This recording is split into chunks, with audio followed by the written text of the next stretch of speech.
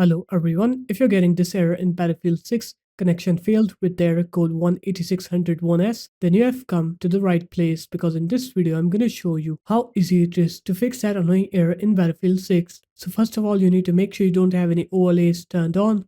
So just turn off MSI Afterburner, turn off Corsair IQ, and if you're using Discord, open up Discord, go into settings, scroll down, find game overlay, either turn overlay fully off or just turn it off in Battlefield 6. It's up to you.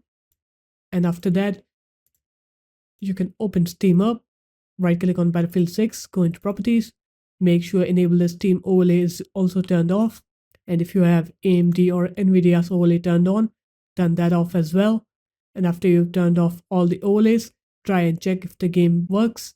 If it does, then good, but if it didn't, then I have a pretty weird solution for you. So if you have any USB sticks inserted in the computer, make sure to take them out. So sometimes the USB sticks can bug the game, so just take the USB sticks off. And there you have it, guys. That's how easy it was to fix that annoying error in Battlefield 6.